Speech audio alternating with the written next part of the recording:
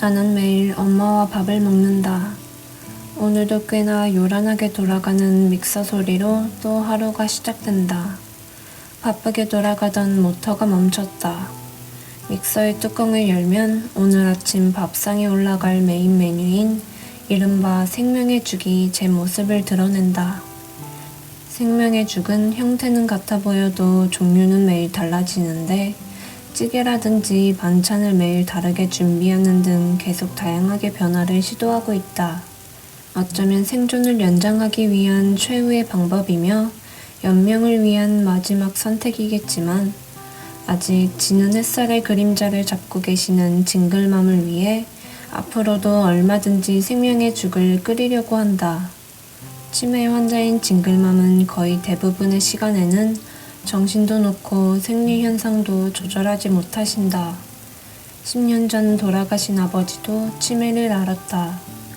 결국 2008년부터는 아예 부천에서 어머니와 살게 됐다. 아버지 경우처럼 한을 남기지 말아야겠다는 생각에 길어야 1년 정도이니 어머니 수발을 들어야겠다고 시작했다. 이 생활이 벌써 9년이 됐다.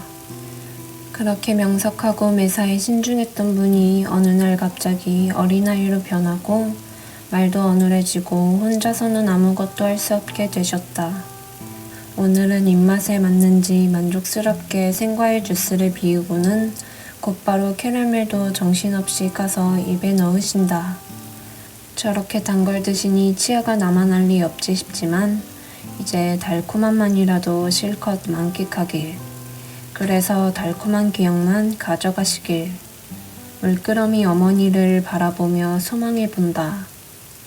오늘 아침에는 평소대로 오전 7시 17분에 아침 진지를 차려드렸다. 다행히 나름 입에 맞는지 징글맘은 싹싹 긁어서 드셨다. 그러고는 숟가락을 놓자마자 바로 밀크 캐러멜을 까서 입에 넣고 오물오물 맛나게도 드신다. 처음에 요리를 시작했을 때는 손도 무지 많이 베었다. 그렇게 우여곡절을 겪으며 징글맘 전용 취사병으로 요리에 입문한 나는 젊은 사람들의 인터넷 블로그를 열심히 들여다보았다. 그렇게 지난 9년 동안 달력에 매일의 식단과 만들 음식을 메모해가면서 지금까지 계속 요리를 연구하고 있다. 어쨌든 요리란 그 과정이 진실해야 하고 재미가 있어야 한다. 또한 맛있게 먹는 요리가 되어야 한다. 시계를 보니 새벽 2시 30분. 오늘도 징글맘은 관현악단이라도 불러온 듯 자체적으로 입체 서라운드 효과를 내며 한밤에 공연을 시작했다. 막상 돌이켜보면 딱히 생각나는 것도 없이 훌쩍 지나가 버린 것 같다.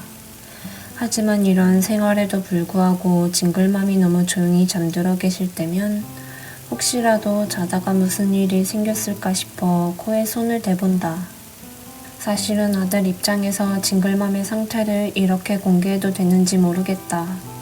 하지만 우리 사회가 점점 고령화되어 가면서 노인 치매 환자가 더욱 증가하는 현실에서 치매 환자와 그 가족의 실상에 대해 좀 더 직시할 필요가 있다는 점에서 고백성사하듯 남겨본다. 새해가 밝은 지도 벌써 한 달이 되어간다. 요사이 가장 큰 난제는 어머니의 생리 현상으로 나타나는 배설물을 처리하는 것이다. 사고를 낸 어머니도 곤란한 일이지만 중늙은이인 나도 정말 곤란하다 보니 뒷수습을 하는 내내 한숨을 펄펄 내뱉는다.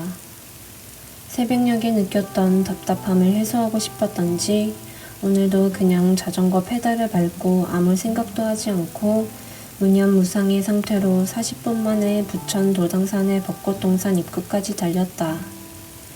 이렇게 몸도 아프고 속도 시끄러운 채 병원에서 주사를 맞고 돌아올 때는 이제 정말 징글맘을 요양원으로 보내야겠다고 마음먹기도 했다. 하지만 집에 오자마자 또 쌓여있는 징글맘의 똥빨래를 초벌 빨래에서 세탁기에 넣고 다시 과일 주스와 케이크를 드리느라 정신없는 사이에 아까의 결심은 또 어디론가 훌쩍 먼지처럼 사라져 버렸다. 어젯밤에는 징글맘이 아버지와 연애하고 결혼해서 살았던 젊은 시절 이야기를 들려주셨다.